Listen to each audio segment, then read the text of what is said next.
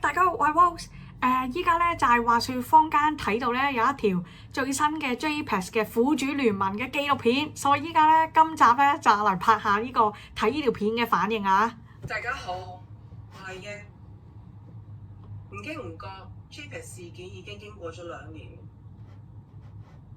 今日我同 JPEX 苦主聯盟咁多位成員聚首一堂，並唔係因為事情已經得到圓滿嘅解決，而係因為直到今日，我哋都仍然仲等緊一個答案。事實一再證明，呢件事並唔係單純嘅投資風險，而係監管機構嘅嚴重失職。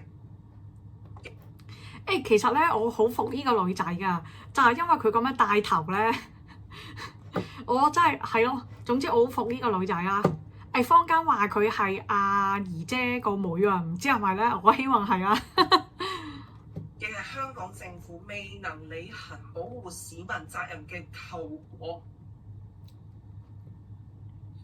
2年前，證監會一則公告，成千上萬嘅 JPEX 用戶一夜之間失去晒所有嘅血汗錢同埋積蓄。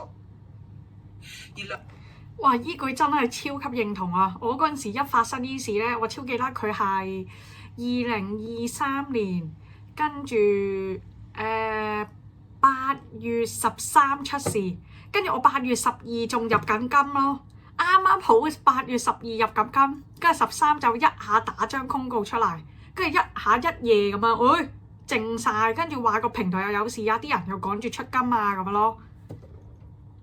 2年後嘅今日，香港政府仍然持有同當日一樣嘅態度，選擇退縮。同埋我都覺得呢單嘢真係好離奇啊！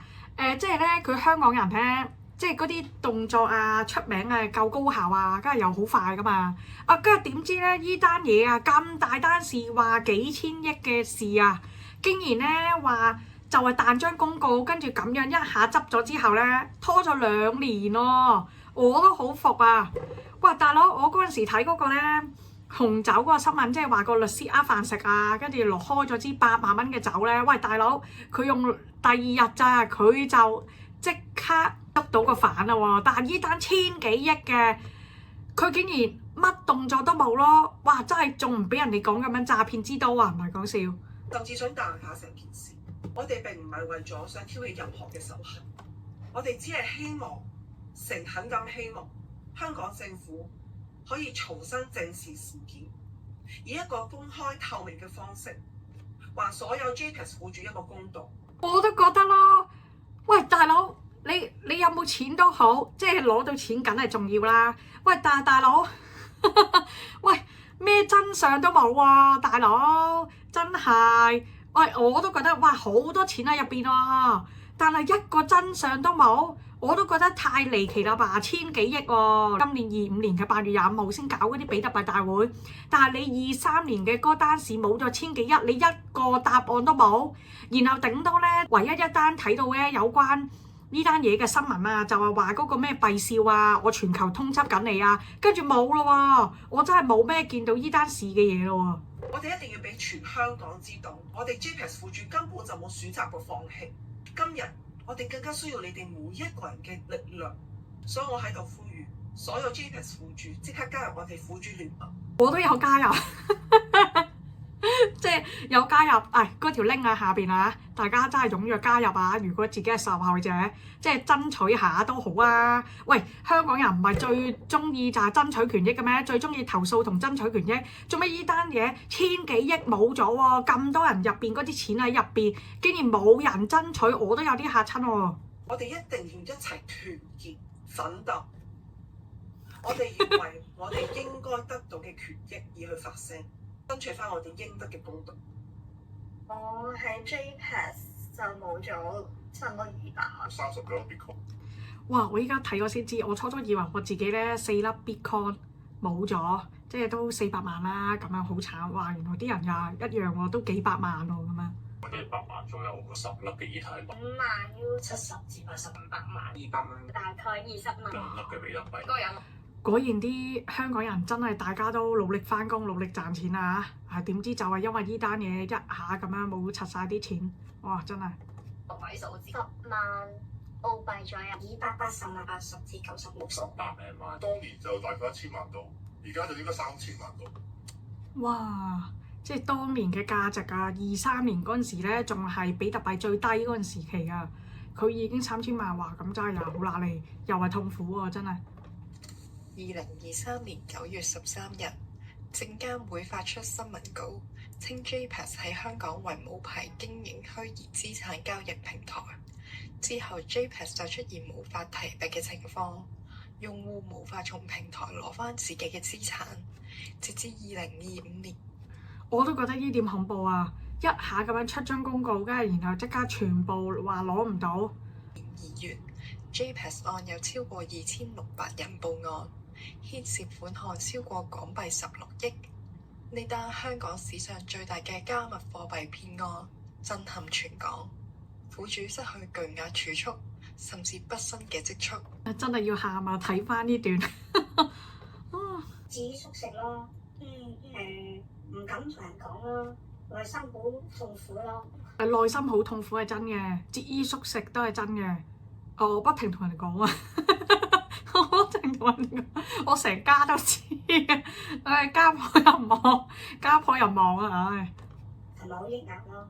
都幾大影響，因為原本我係 plan 住攞呢筆錢去讀書嘅，咁就依個讀書有啲慘喎，所以即係我呢單事咧，我學到嘅咧就係，即係千祈唔好 all in 啊！即係點樣相信？即係例如咧，就算係用全球第一嗰個幣安嗰個平台，都唔好 all in 啊！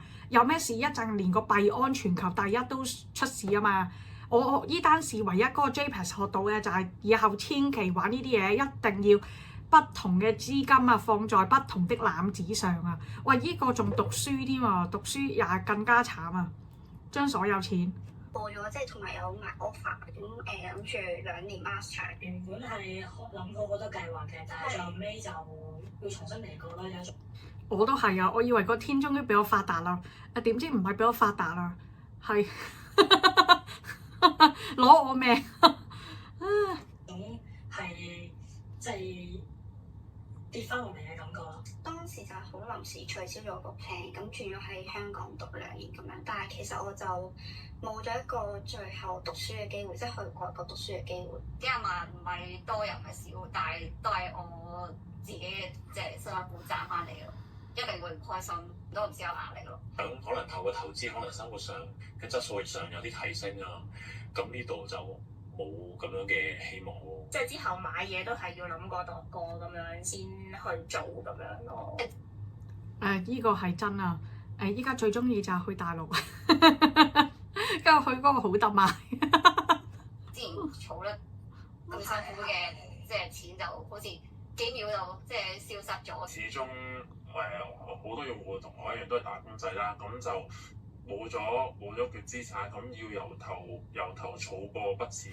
真係啊！由頭儲過筆錢啊，即係儲存翻個本金啊，跟住再玩。呢個本金都係需要時間同難度嘅，唔係講笑。出聲明之前運作係完全好正常嘅，即係出金入金都冇問題嘅。反而我唯一覺得可惜嘅啫，就係我睇呢個紀錄片先知咧，原來真係好多人出金啊嘛。因為咧，我不嬲我投資咧就係我無論唔知係投資幣啊定係股票啦，我好少咧真係出過金啊。所以咧，我完全咧佢嗰個 JPEX 平台，我係真係未出過金咯，唔係講笑。但係我嗰陣時咧，佢未出事嗰陣時，去入金啊嘛，跟住見到嗰啲唔同嘅人啦，跟住同佢哋傾偈咧，都發覺哇，真係好多人出過金，而且係成功出到金喎，呢個係真。每隔2至3個月咧，我就會出金嘅，因為我嚟做生活費啊，買下嘢啊，去旅行咁樣出個金啦，跟住又入去 JPEX 咁樣啦。咁其實一路都個運作都好順利啦。亦都試過將我原本嗰個 crypto 由個 JPEX 入翻去個冷錢包度，係完全運作冇問題嘅。咁因為每個月我都會有陣時會draw啲錢出嚟咁樣，咁所以我就覺得完全都冇咩話特別大嘅問題啊咁樣。所以我以後學到咧，又係啊呢啲嘢啊，一定第一時間咧試下入金出金先啊，跟住同埋係咯，第一時間入金出金先。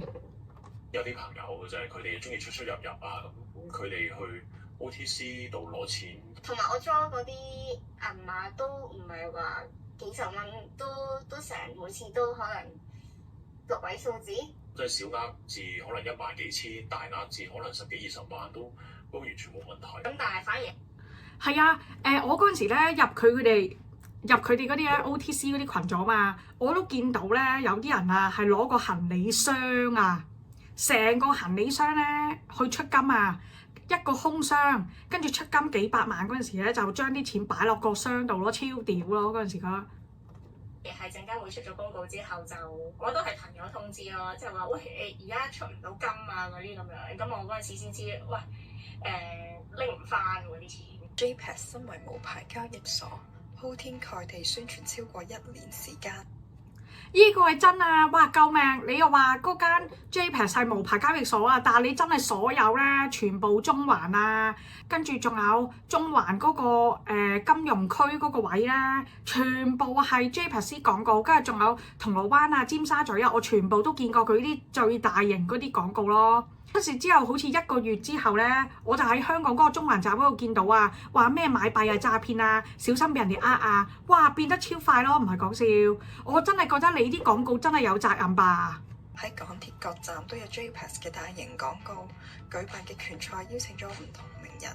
面對空前絕後嘅廣告，政府一直冇作出明顯警示同埋阻撓其宣傳。一開頭其實點解會直咗 JPEX 咧？其實 JPEX 就係好多廣告啦嗰陣時。佢全部香港嗰啲平台，即係真係去嗰啲中環站啊，同香港站，喂，真係大佬，全部係佢廣告啊！巴士啊、的士，出旺角成條街都係嗰啲廣告，有雪糕車，甚至喂，真心係咯，喂，佢個行銷打得超勁喎，係鋪天蓋地廣告喎。你咁樣廣告其實都有潛移默化洗腦作用嘅喎，同埋有潛移默化覺得依樣嘢咧，即係依個平台咧係正規啊、高大上啊咁樣嘅喎。如果唔係你做咩打咁多廣告啊？你睇下嗰啲銀行、匯豐啊、渣打啊，打幾多廣告？咁佢又話佢係呃人啊？幾乎連電視都有賣廣告噶嘛。我就係因為見到有張智霖，跟住之後成個地鐵都係佢嘅海報嗰啲，跟住我就覺得好有公信力啊。有啲造勢大會啦，即係講話嚟緊呢幾年，個 JPEX 嗰個發展係點樣啊？成個大會都有1-2千人咯。我最新聞就係佢贊助咗中國新嘅。真心係啊！我都有去過呢啲大會啊！我初初都唔信嘅，即係初我第一次咧係聽陳怡嘅，但係初我唔信嘅，因為咧唔係唔信陳怡，係陳怡咧佢初聽佢兩性嗰啲關係嗰啲啊嘛，點知一下講呢啲咧，講嗰啲金錢嘢，梗係唔會信啦。跟住之後咧，慢慢咧又見到啲嗰啲東記啊，嗰啲開嗰啲造勢大會啊，跟住陳怡又講呢個啊，跟住又有呢啲咁嘅講座，因為我係比較中意聽講座嗰啲人，咁我就過去聽下啦。跟住講到頭是道啊，跟住先慢慢咧攞少少入去入金，跟住發覺咧入金之後又真係有賺喎，先慢慢相信呢啲咁嘅平台嘅咋。即係呢個咁嘅 JPEX 交易所。個拳賽咧，佢隊咗1000萬出嚟，跟住。係啊，而且佢呢個拳賽真係好屌喎！嗰陣時造勢超級勁喎，佢個拳賽造勢爆炸勁咯，我都有追成程直播嚟睇啊，好睇啊！呢個拳賽。跟住又贊助咗 Elon Musk 嘅演唱會。我覺得如果你係一個 scam 嘅話，你冇可能做到咁大壇嘢噶嘛。咁如果你真係一個 scam 嘅話，好可能就即係政府就已經着手監管咗啦。咁佢真係一啲風聲都冇。香港身為國際金融中心，你金融嘅監管能力同埋你執法能力係一定要係相當之標青啦。如果喺香港嚟講，咁第一咧個監管能力。你見到咁多，你話2022年7月你已經話佢係可疑啦，咁點解喺2022年7月開始，你見到咁多廣告，你都唔會話去唔俾呢啲嘢發生咧？因為你呢一啲其實係間接話咗俾市民同埋用戶聽，我政府係支持嘅，我係唔理嘅，我係覺得冇嘢你先會俾佢擺廣告，你唔會話俾佢吸毒嘅，多啲吸毒啊，多啲吸大咁樣噶嘛，即係好似呢個。真係我一路睇都一路笑，真係即係我都覺得真係證監啊，跟住香港政府啊，即係都有潛移默化。如果你話佢係呃人，咁你呢兩個機構絕對有潛移默化，都有呃人啦、呃人嘅作用啦。好似俾人嘅感覺係 OK 嘅 JPEX 係冇問題嘅，大家好嘅，同時監管嚴重失當啦。政府官員亦係一個於會展舉辦嘅 referee 戰，與 JPEX 案有關嘅商戶同場活動。JPEX 雖然喺2022年列於證監會網頁嘅無牌公司及可疑網站名單上，但證監會並冇向大眾積極宣傳同明顯地警告市民 JPEX 為無牌。證監會只係喺網上列出 JPEX，冇向大眾明確地指出 JPEX 為無牌，知會市民嘅效果薄弱。政府俾個感覺係有冇牌都唔係一個確信。係冇錯冇錯。政府講過話發牌重要性嘅信息，其實真係冇收到嘅。2年嗰時我唔知嘅，2023年嗰時開始有人講，我未上去證監個網度睇咯。咁其實佢唔係淨係 JPEX 噶嘛，佢仲有其他嘅公司都係一啲可疑嘅名單噶嘛。嗰陣時最紅嘅 KOL 都係 sell 緊 JPEX 嘅，咁所以佢一有呢個可疑咧，佢已經彈晒出嚟，已經有晒啦。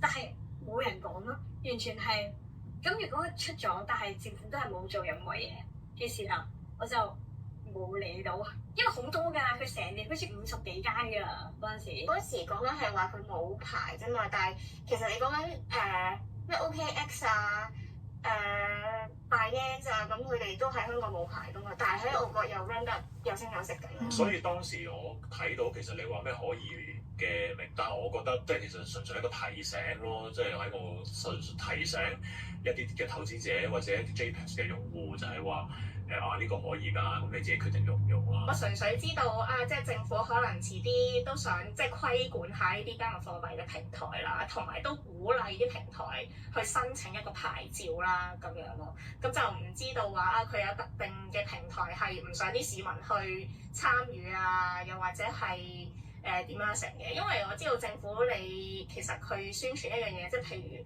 鼓勵啲市民換身份證咁樣先算。佢其實嗰啲宣傳係無孔不入噶嘛，其實應該要即係可能即係除咗新聞之外，你嗰啲地鐵啊或者唔同嘅手機 app 啊，其實佢都會落廣告嘅。哇！好過分啊！跟住呢個紀錄片咧，真心佢嗰陣時咧，初佢個政府嗰個證監未有公告嗰陣時，個紀錄片仲喺度㗎。跟住一出咗嗰個公告之後咧，第二日個紀錄片嗰個香港電台呢個紀錄片啊，講呢個虛擬資產呢個咧，偷偷地落咗架咯，我都笑啊，真係。喺2023年6月24日。係啊，跟住呢個女仔咧 Connor 呢個女老闆啊，我哋大家同年㗎嘛，我初好佩服佢㗎。喂，大家同年喎，佢可以玩到億身家㗎咯喎，依家係咯，點知係咯，一出事啊靜咗，我都呆啊！喂，佢都唔夠阿姨姐咁有格局喎，一出事係咁樣講喎，鋪天蓋地起碼講下依單事喎。佢依家就係一下消失咗，依個我有啲失點望咁樣。3日播出嘅鏗鏘集，甚至幫助宣傳 JPEX。訪問涉及 JPEX 案嘅 OTC， 更有教授使用 JPEX 嘅片段。證監會嘅高層亦喺同一集出現。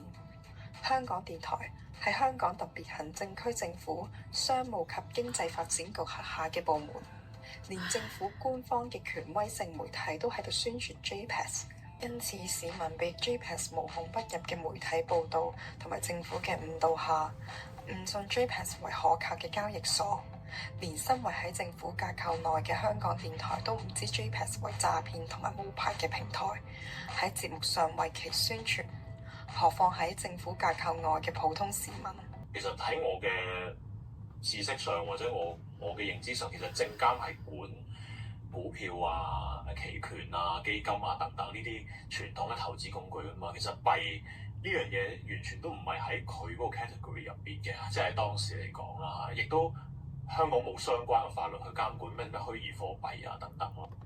呢個都係咯，我相信啊，即係幣呢啲嘢咧，應該都仲係灰色地帶啊，好多地方嘅灰色，即係唔係正都唔係負咁啊。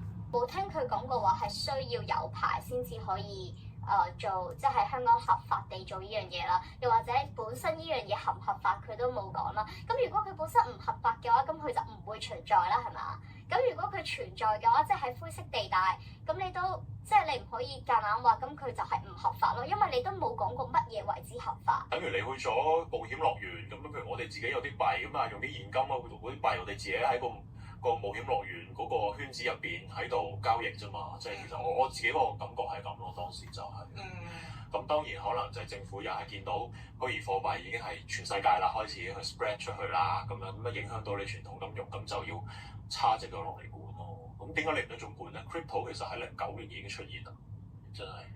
咁點解要去到所以真係話2023年你先至話開始要出監管啊咁樣？你唔監管啦，跟住之後你一監管，咁啲人啲錢就冇晒。咁你係究竟你監管嚟做咩咧？跟住之後就會覺得你呢個咁你申請牌啊，或者有冇牌呢個嘅嗰個叫咩？個守則係喺邊度咧22年嗰時候佢好籠統地做咗個諮詢期，咁就用1年，佢話1年嘅，佢1年時間嘅，去諮詢究竟邊啲係可以攞到牌，邊啲係用唔到冇攞牌。大家要用啲有牌嘅，因為有保障。咁呢個就係證監會講嘅嘢咯。咁但係我見到嘅就係佢諮詢期未完，佢就已經喺自己嘅網站度定義啦 JPEX 已經成為咗一個詐騙或者係無牌經營嘅公司。佢唔係話詐騙，佢係無牌經營。睇呢件事咧，我都覺呢點咧，佢個公告咧有啲唔公平啊，因為咧佢香港真係有好多平台噶嘛，之前係 FTX 啊、幣安啊、OKX 啊，全部呢啲咧都係喺香港度運行緊噶嘛。但係咧，佢嗰個公告度咧，竟然齋寫呢個 JPEX 咯，跟住呢3間嘢提都未提過啊！就係仲要嗰個幣安係全球第一大喎，都唔提佢話冇喺香港冇牌經營喎，只講話呢個 JPEX 可能有問題喎。我覺得呢點係有啲超級唔公平嘅徵兆啊！你就係見到雙重標準證監會，同埋佢自己龍門咧就任佢官。咁因為係啦，講到2023年6月係有個發牌嘅準則啊嘛。咁其實每一間交易所都有1年嘅時間去準備上牌噶嘛。咁嗰陣時我見到咧，佢哋係真係跟住證監會嘅準則去做。但我唔知點解咧，3個月之後咧，無啦啦你就話發聲明就話係詐騙。都係嗰句啦，我睇唔到個基準啦，亦都冇人講個基準出嚟係咩啦。政府嘅公眾宣傳冇提及 JPEX 無牌，甚至宣揚 JPEX， 再加上 JPEX 嘅宣傳攻勢，證監會嘅提醒唔明確，亦沒有被廣泛傳遞，而呢啲係政府嘅監管不足。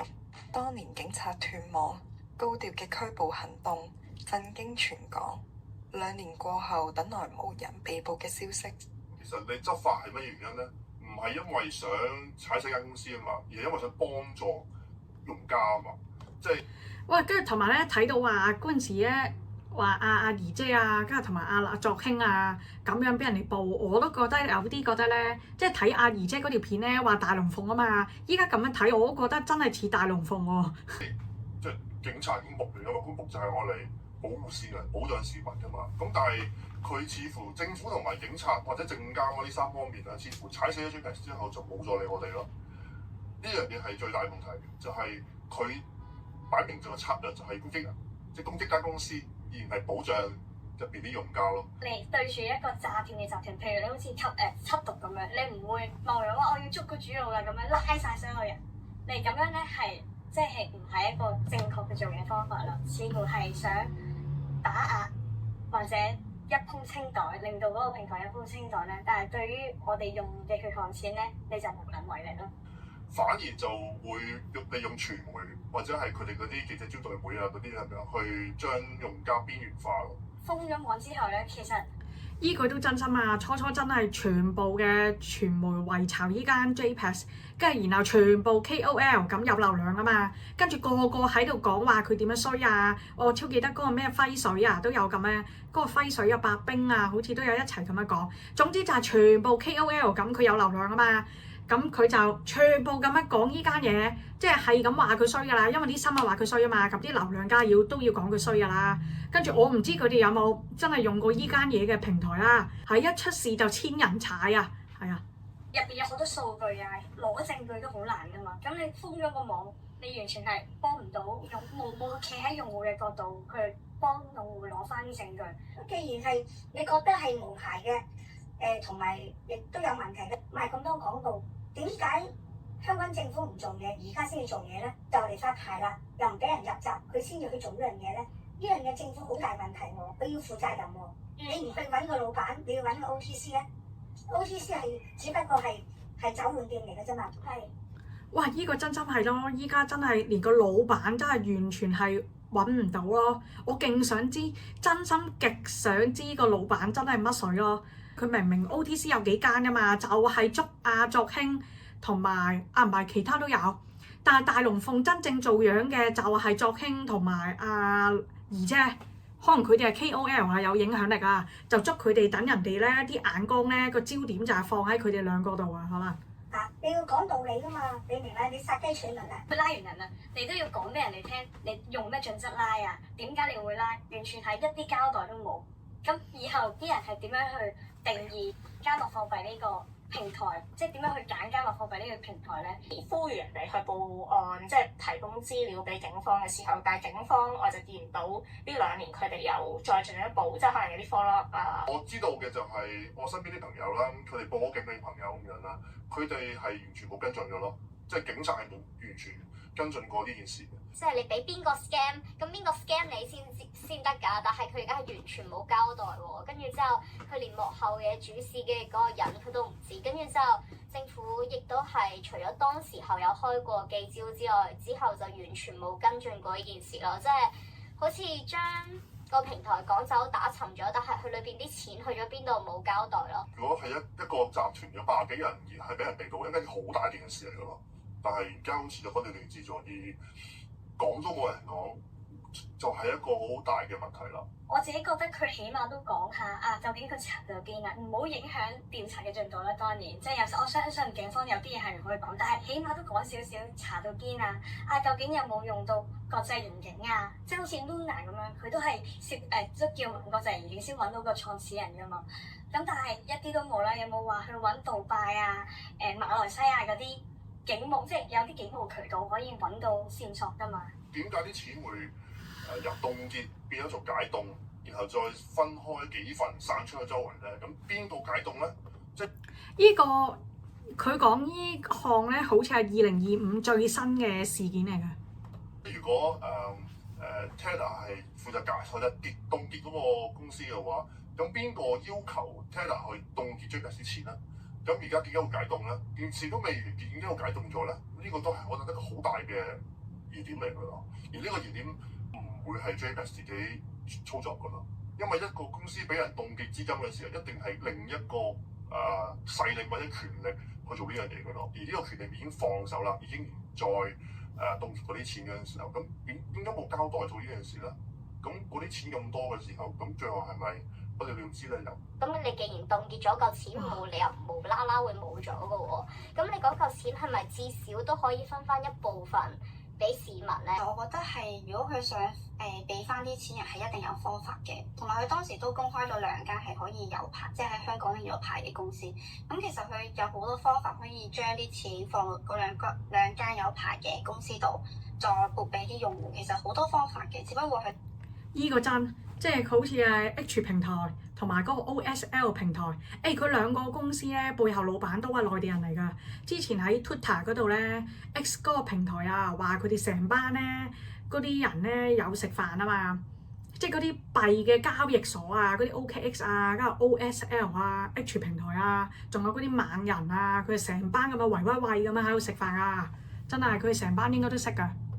佢哋唔想去做咁解嘅啫。你即係有個 plan， 即係 ABCD 咁，你講好晒。咁如果我而家捉唔到人啦，咁點算啊？咁如果我捉到人啦，咁係咪應該上庭啊？係咪應該有啲咩法律嘅動作可以做得出啊？但係我覺得佢哋而家係人又冇錢又冇，咁想點啫？點解唔去提堂啊？你提堂咯！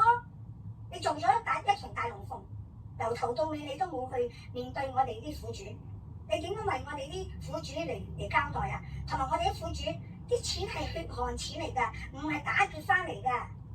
最大嘅責任就係證監。如果既然係要拉人，要有證有據㗎嘛。係咪都係有證有據？係咪？呢個係社會係有公義㗎，有法律㗎，唔係話你去拉人就拉人啊！如果真係犯法嘅，你咪拉人去提堂咯。係咯，依家搞到好似咧，以前香港嗰啲公信力好鬼強噶嘛，佢依齋係依單事咋，都好似搞到自己咧自貶身價咁樣啦。喂，依家你真係可以對得住依個名喎，香港嘅詐騙之都啊，唔係講笑。你到今時今日你冇拉人冇提堂，你解釋俾我聽，咁你政府做咗啲咩出嚟？搞到我哋苦主到今時今日啲錢去咗邊度啊？石沉大海啊！佢嗰個8萬呃走嗰個，佢今日捉到咯喎！香港咁着高校，你咁樣一日捉到，你要事拖2年，係咪半年前？喂，我仲要低炒角度啊，搞到好似好肥咁啊塊面。應該24年啊個新聞係，就係講啊嗰個弊少咧話我通緝緊你，冇啦。冇啦，冇咯，咁即係可能拉同幾個人咁樣當交下氣就算數。咁其實覺得個調查進度係好慢咯。咁我哋受害人，我哋都要知道發生緊咩事。咁希望政府陣間早日俾個交代我哋。我都覺啊，真心慢咯。以前香港真係最出名就係高效啊、準確啊，依家好似咩都冇咯。尤其是呢單嘢，哇，真係。係，呢個係我哋強烈嘅訴求。政府應該要為監管不力、發出混亂含糊嘅信息，誤導市民，為導致市民失去巨額資金作出賠償。JPEX 案並唔係個別市民嘅個人事件，呢單案牽涉金額超過16億港幣，同一個地區超過2600名市民報案，係呢個地區管理者、特區政府嘅監管失誤。唔知係加密貨幣，我覺得對香港政府成牌嘢已經冇晒任何信心。我只係估唔到政府會犧牲我哋用家去攻擊，做一個商業嘅滅案啦。佢哋點樣可以仲信任香港政府？個公信力會好差，因為佢係真係第一次話 block 咗呢個平台係完全即係連唔到網，係上唔到。我覺得之前應該係開埠以嚟冇發生過嘅，個 app 係完全開唔到。我覺得呢件事真係好恐怖。我覺得政府處理唔好話 JPEX 啊，處理加密貨幣市場都係好混亂㗎，而佢哋真係完全唔係好知道入邊發生咩事，咩嘢叫做區塊鏈，乜嘢叫 NFT，佢哋係唔識㗎咯。如果佢唔想做咩？佢知道已經殺到嚟啦，人哋新加坡同越南已經做得好好，你香港仲係退步。你陳茂波同埋梁鳳儀，你搞咗啲乜嘢？你做咗啲乜嘢？自己又唔去進步，又唔去增值自己，千幾萬一年年薪啊！你梁鳳儀，警察嗰啲宣傳啊、單張啊、廣告都係話啊，大家哇！我都覺得屌喎，喂，香港政府員工1年千幾萬，哇！真係係好揦脷喎，1年千幾萬年薪。要小心提防騙子啊！虛擬貨幣係好容易會產生損失啊咁樣，佢哋咁樣教育我哋市民嘅咯。而同時間佢自己而家就推緊啲穩定幣啊，或者係我都覺得佢呢點有啲奸啊！哇，救命！佢一斬咗嗰個 JPEX 嗰個平台咧，跟住即刻咧之後就開放咗2間新嘅，又係大陸老細啦，大陸老細開嘅嗰個交易平台啦。跟住之後咧，再咧佢初初捉咗好多 OTC 啊嘛，因為呢個支持 JPEX 嘅 OTC 好多嗰啲捉咗啊嘛，但係咧一捉完之後咧，全部嗰啲灰色地帶嗰啲咩威幣啊，跟住其他嗰啲咩 Hong Kong Crypto 啊，全部嗰啲 OTC 雨後春筍咁樣開晒喎，直到今年嘅2025嘅8月，係啦，佢就一下先話依家可能要走地下啦。係啦，就係咁啊，所以哇，有啲覺得我都覺得有啲覺得話做得都即係佢係光明正大咁樣搞喎，真係。自己可能有1、2間有牌嘅公司運營運啊咁樣。就算你有牌都，佢有啲咩專業投資者咁樣，都要唔知800萬先至可以參與到咁樣。哇！呢點咧又係絕情啊！即係真係阻人哋發達啦！你如果玩開 crypto，你應該會知啦。啲00後啊，又或者你係嗰啲工程師啊，又或者你真係識呢啲嘢，又或者好啦小白啦，你就係咁研究，再加上你識英文嘅話咧，好多人真係靠呢啲虛擬貨幣啊，即係佢風險雖然大，但係發達嘅機會咧都係萬中無一㗎。佢咁樣咧，依家話要嗰啲投資者啊，即係冇得再俾你呢啲散戶咁樣買賣，只可以咧買呢啲大幣啊，然後嗰啲細幣咧就要你資產800萬，幾多人資產會有800萬啊？喂，真係唔係講笑，佢呢啲咁嘅政策絕對就係光明正大阻人發達嘅機會，真係台灣啊，台灣幫到你，地方果然係好重要啊！哇，咁樣你又話雖然依家話係中國香港啫。但係你依家香港都有係特別行政區，佢有個獨立性㗎嘛，你嘅優勢就係呢個特別行政區啊嘛。但係你依家咁樣係咯，話要800萬先買到，係絕對係光明正大阻你發達嘅機會。咁一般散戶其實你都冇可能可以參與到，即係喺香港認可嘅加密貨幣嘅一啲平台。當我再用其他，又或者真係逼你啊，新加坡幫到你啦，同埋台灣幫到你。